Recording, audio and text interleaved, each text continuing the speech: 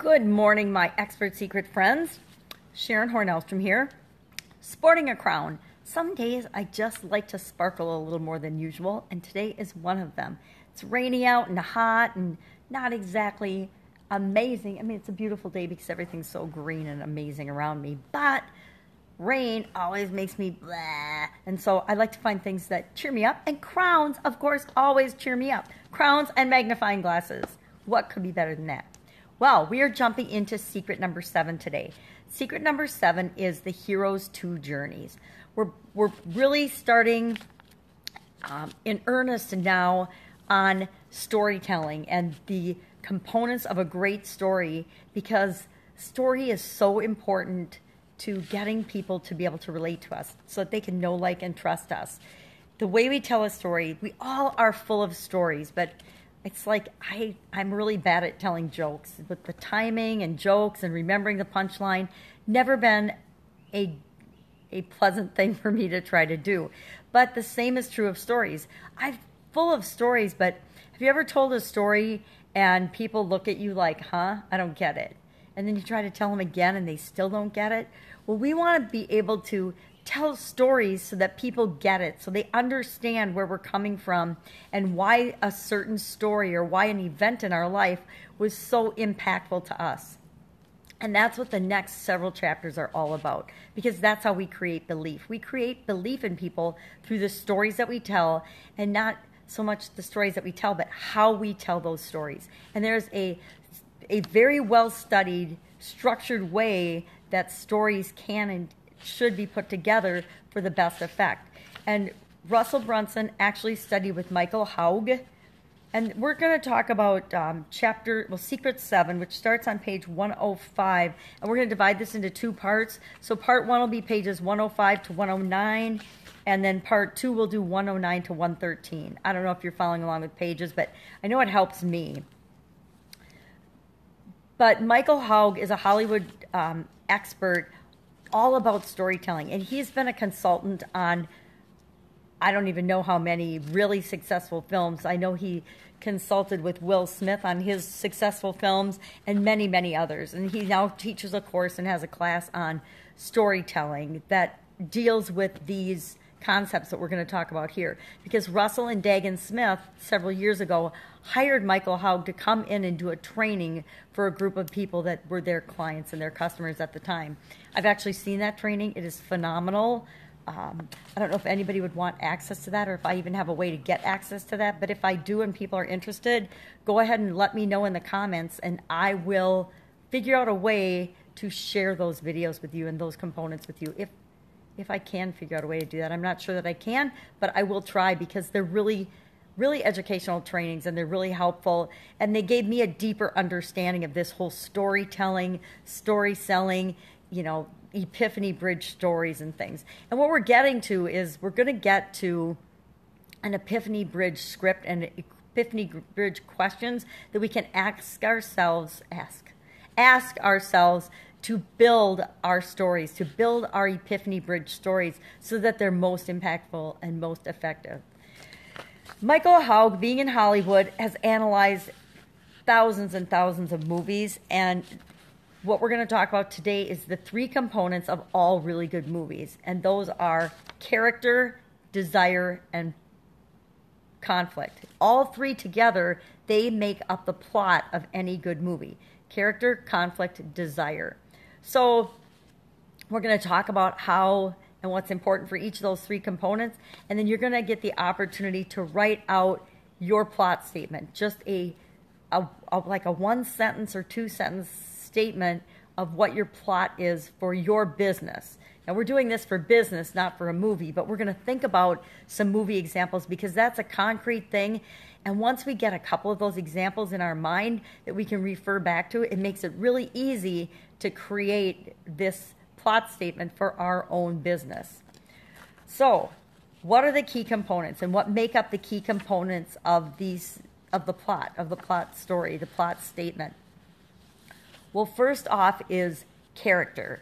There's got to be a character or a hero that people care about in the story. Think of all the movies that you've ever watched. And this is done, according to Michael Haug, in the first 10% of a movie. So in the first few minutes, if they don't establish the character for us, we're not going to care about their journey. We're not going to care about the rest of the movie. We're probably not even going to watch the rest of the movie. Have you ever been to a movie where you're sitting there for like the first 10 or 15 minutes and you're like, I don't care about this, I'm leaving, and you've actually walked out of a movie? I've actually done that in a couple of movies where they didn't do a good job at all getting the character so that you could relate to them. So you didn't care about sitting there for 2 hours and watching a movie about this person because you didn't like or care about the character at all. So how do we create a character that people care about our journey? How do we create that? Well, there's several ways. The first way is through building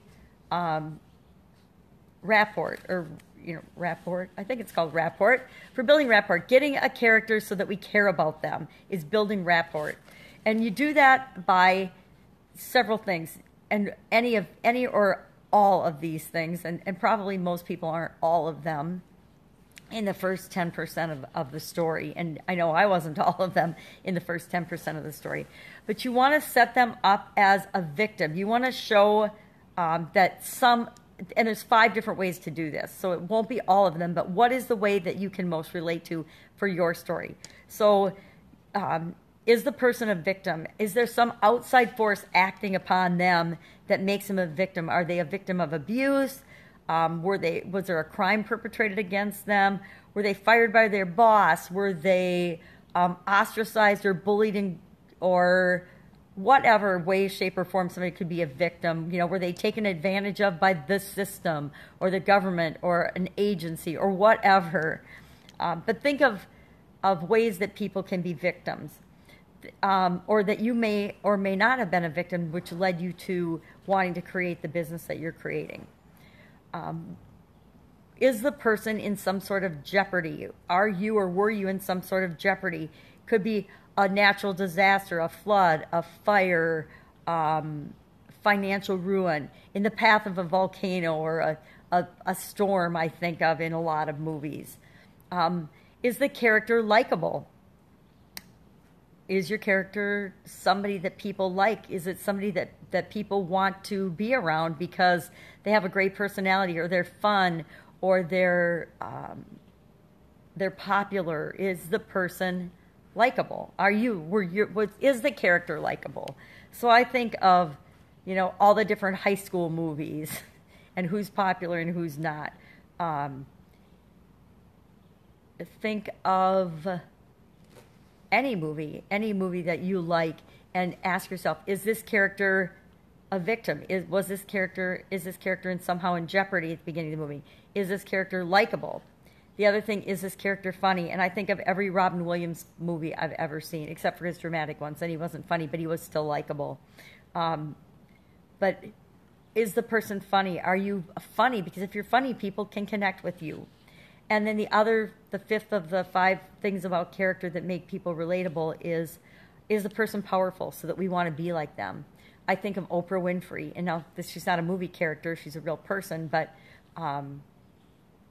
Oprah, Michael Jordan, any athletic stars that you can think of, superheroes. Superheroes are pretty powerful. I would like to be Wonder Woman. I'd like to be Superman. Heck, I'd even like to be Batman or something like that, maybe. I'd actually like to be the Arrow or the Canary so I could scream. And if you know what I'm talking about, Arrow's a kind of a superhero Netflix TV series, and it's very interesting. But it'd be fun to be like the Canary from that series so that I could scream really loud and knock people over. That's a superpower. It'd be fun to have a superpower, right? Wouldn't it be awesome to be powerful and have a superpower? So famous actors, famous actresses, any people that we look up to that we see as powerful have the element of character that we're talking about here. So think about these things and about your story and what you're creating, and how do any of these or all of these apply to you, and then maybe they all have applied at some time or not, and then how can that become part of what you're trying to teach people, your area of expertise moving forward. So what we're going to do, well, let's talk about the other elements a little bit more.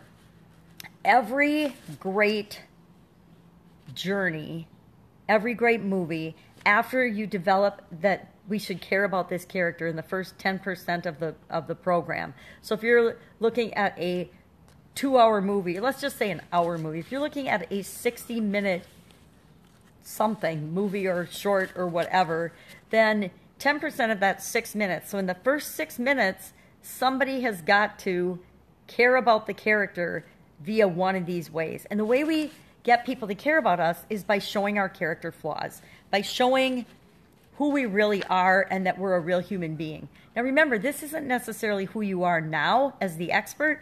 This is who you were when you first got interested in what it is that you became an expert in. So for example, me, if I'm dealing with chronic pain, I think back to who I was and what I was like when I first got chronic illnesses, when I first got sick. Who I was and what I was like when I first got sick is entirely different than who I am now after I've gone through this huge journey fraught with conflicts and ups and downs to lead me to the person that I am today. I'm a totally different person than I was when I was, bedridden in my super early 20s and I was super sick and I didn't know what was going on. Totally different person. But what I'm trying to do is get back to what was I and who was I then? Well, let's think about these 5 things back then, because I might as well just do this right now. Although I'm not going to be working on chronic pain anymore, I've got, for personal reasons, to take a hiatus from that.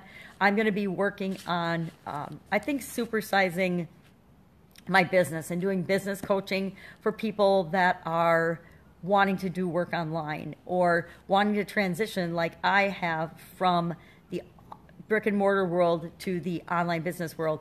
Maybe not 100%, but how can that and what can they do online to really supersize and supercharge their current business?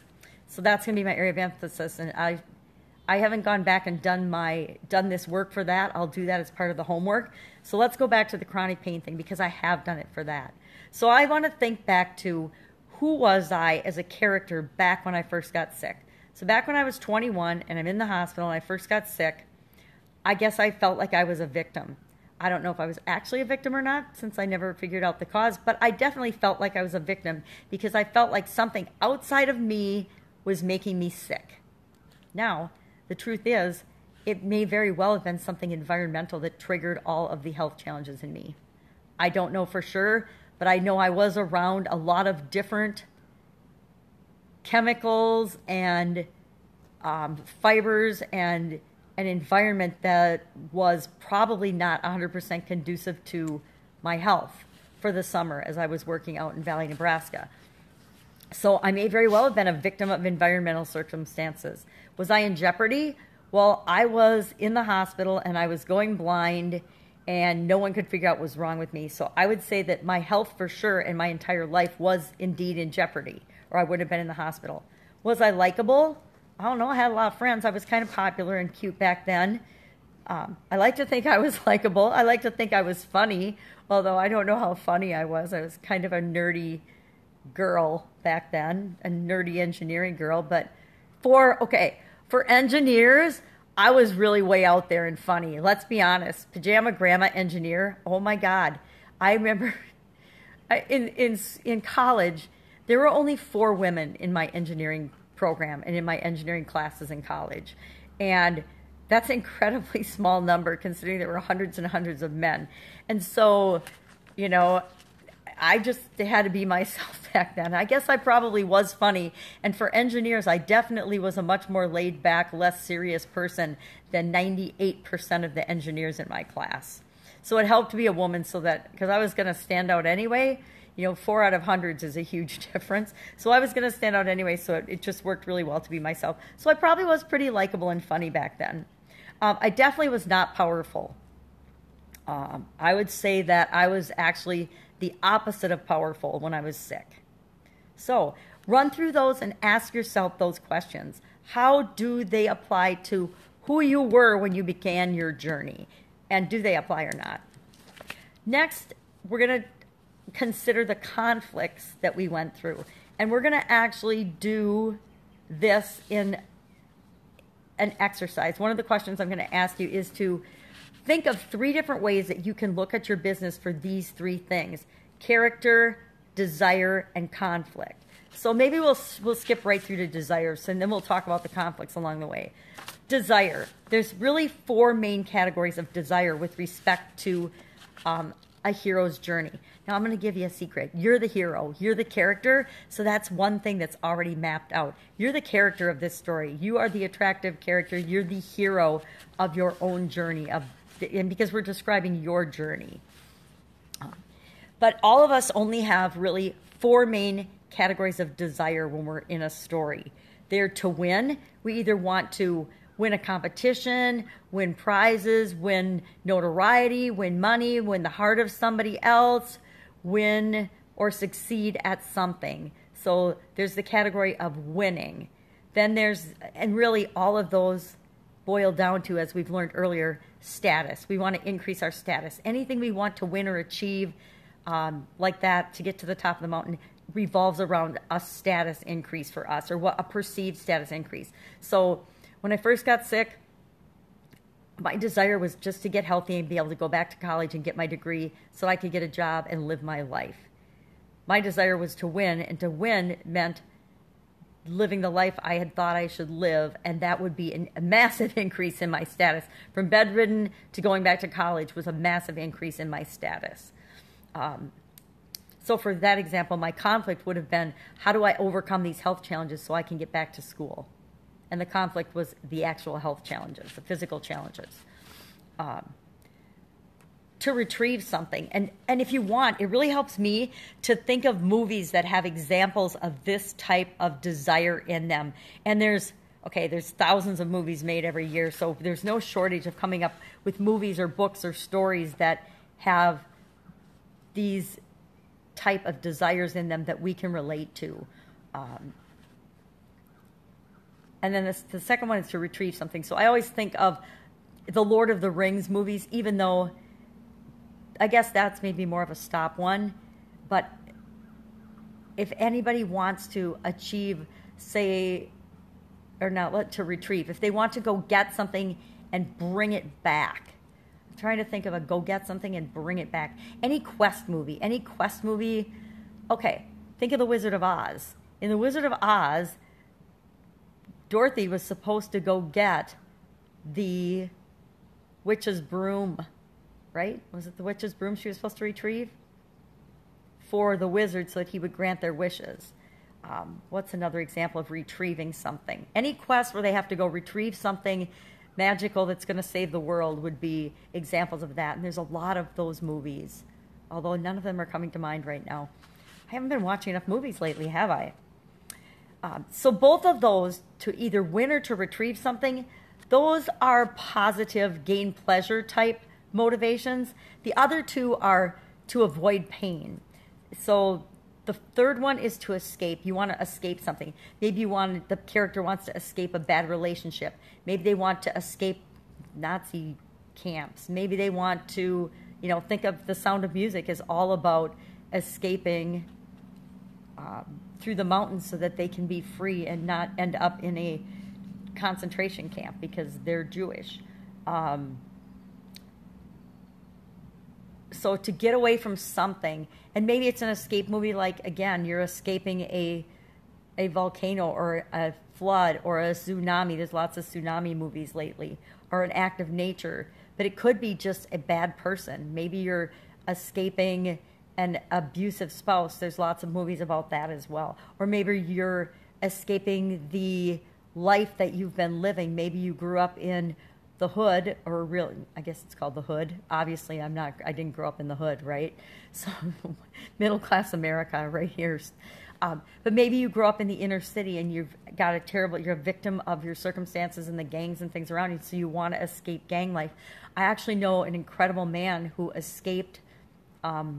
He was part of the Bloods out in California. I guess that's a big gang outside my experience, but he was telling us stories in the fireworks business when I worked in fireworks for the summer with my family. He was telling us about that and how he escaped that cult, because it's a gang. Gangs are cults as far as I'm concerned. He escaped that gang, and he's one of the only people to ever have left that gang. And he now lives in the Twin Cities and helps inner city kids and helps people to change their lives. And incredible man. So there's examples of these people in our real life as well, right? But to escape something, if you want to escape something, obviously you want to avoid pain. And then the other one is to stop something, to like stop the end of the world. How many movies are those about? I mean, I mean, there's probably hundreds of those made a year as somebody has got to save the world and stop the end of the world, stop the apocalypse, stop the comet, stop the coming of the devil, stop the rapture or whatever, end of days movies. There's tons of those. So what you desire can come in one of four forms. And everything we desire is to either gain pain. It's to either avoid pain or gain pleasure. Everything we do in our lives is to either avoid pain or gain pleasure. Everything. And you can spend some time thinking about that if you want. I learned that from Tony Robbins decades ago, and it is so true. The reason I don't do certain things in my business is because I'm scared, and I think they're going to be more painful to do them than to not do them. It's the only reason that we procrastinate. We procrastinate because we're trying to avoid pain. If we knew that doing what we are procrastinating would give us more pleasure, because it always does, we would just not procrastinate and do it, right? So those are the four things: to win, to retrieve, to escape, or to stop. So now you know the desire and how to formulate your desire. So what was your desire back when you first began learning about your area of expertise? What is it? Mine, when I first began to learn about chronic pain, was I freaking wanted to not die, and I wanted to be able to get out of bed, and I wanted to take my life back. I wanted to escape pain, and I guess you can have more than one of these. My desire was to escape pain, stop not living my life, stop wanting to die. I wanted to win. I wanted to get my life back. I guess I wanted to retrieve my health, and I wanted to win by living the life that I thought that I deserved. So maybe there are more than one thing, and there's more than one way of looking at what your desire was. So I would say let's brainstorm all the different ways we could look at the desire, and one will probably make more sense than the others as we're actually writing out our plot statement. And then the conflict is all of the bumps in the road that you had along the way from where you were back then to the main conflict and the main bumps in the road that you experienced that you had to overcome to achieve the desire that you wanted. To study or to get out of bed or to go back to school was mine. So the first thing we're going to do is I'll make you a little worksheet that says character, desire, and conflict. And I want you to just brainstorm 3 or so different ways that you could look at your business and your area of expertise and how you could present it in your epiphany story or your story of your origin and how you want to present that to other people. So, you know, your character is probably you all the time. I say Pajama Gramma or Sharon Horne-Ellstrom in the ones I did. Your desire is pick the different things. Now, I just found out that with respect to chronic pain, I had desire in all 4 areas. So that gives you an opportunity to play with some of those. And then the conflict. What was the conflict, or what were the major conflicts that you experienced as you were reaching for that desire, the desire to change something or to transform your life? So we'll do that. Then I want you to think about a couple of movies, at least 2 examples of character, desire, and conflict from your favorite movies. So pick 2 of your favorite movies. I picked the Harry Potter movies because I love those, and I watch them. I've watched them multiple times. I read the books to my kids when they were little, and I can't tell you how many times we all fell asleep reading Harry Potter books together. So the Harry Potter characters, to me, Harry Potter, his desire is to be a great wizard, and the conflict that runs throughout all the movies is that Voldemort is trying to kill him and turn the world of magic and wizardry to bad. That's pretty much the character desire and conflict in every single one of the movies. And it's dressed up in a different disguise or a different story, but That is the plot line for every one of those books, or movies, books and movies, or books and movies, but for all of those. Another series that I really like because I think it's got so many deeper meanings to it that most people don't even see are the Matrix movies. So in the Matrix movies, the character is Neo, or Mr. Anderson. The desire is that he wants to get everybody out of the Matrix and save them from a life of servitude and batteries. So he wants them, again, we could think of this, he wants to win, escape, stop, and retrieve. You could actually frame his desire using all four of those. So that might be a good exercise too, just to practice doing that. But in this one, I just wrote down that Neo, Mr. Anderson, is the character. He wants to break out of the Matrix and save the world, was his desire. And the conflict is that the machines are trying to kill him and keep everyone inside the Matrix as batteries powering their existence. Again, love those movies. I don't know if people like them as much as I do, but there's so much deeper meaning and there's so many messages in those movies that, again, I can watch them. And same with the Harry Potter movies. I think because I like them so much because there is so much wisdom in them that people are getting even though they don't know they're getting it. Same with the Matrix. That's why I love movies like that. There's a lot of movies like that. There's a lot of movie series like that out there. Think of Star Wars. Think of all the underlying messages in Star Wars that are so empowering for people. You know, I'm a movie lover. I love movies. I love reading too. I love books, but I love movies. And since I'm reading with my magnifying glass these days, I actually enjoy movies more because they're less painful for me to actually physically watch. But I can always listen to them even if I can't watch them. I can watch them. I can see. It's not that dire. And I just heard about a revolutionary new smoothie treatment that cures almost everyone's blindness. Woo! I'm actually going to get it and try it because I'm so curious. I watched an hour webinar about it the other day. My mom sent it to me, or I probably wouldn't have watched it. But the guy did an incredible job of story. And if he hadn't done the story part of it, I never would have watched it. But he shared the story of his wife's macular degeneration and how she was going blind. And then he discovered with some friends, this is his journey, the Australian remedy of this super sight people, Aboriginal tribe in Australia that's figured out and all this, the nutritional things and then the whole story. But the point is there's the people that are using this storytelling technique are killing it in their businesses and helping tons of people with their expertise. And that's what we want to do. That's my desire. My desire is to help you understand expert secrets so well that you can incorporate it into your business and your life and you can go out and change the world. That's what I'm doing with the things I'm working on. I 100% believe that. I 100% know. Am I going to change the whole world? Absolutely not. But can I impact some people? Sure I can. And that's all I'm here to do. I'm here to help and impact and change the lives of the people that are attracted to me and that I can change. And that's what I'm here to do. That's my desire. That's my underlying desire, by the way. So, step one, we're just going to brainstorm. I already forgot. 3 plot statements for your business. We're just going to make up some plot statements using the categories and just brief like a word or two about the character, the desire, and the conflict, just to trigger your memory. Then step 2, we're going to think of a couple of movies that we can identify the character, the desire, and the conflict in. And again, just write down the 3 things and then write it into a statement, a plot statement. Because step 3 is we're going to write our own plot statement for our business. Based on all that we've learned and all we've studied, we're going to write out the character. And again, the character is you. You're the character. Yay, 1 done, 1/3 of the way done because you're the character.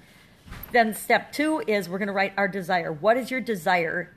And then step 3 is what is the main conflict that you had to overcome? So character, desire, conflict, and we're going to write our plot statement for our business.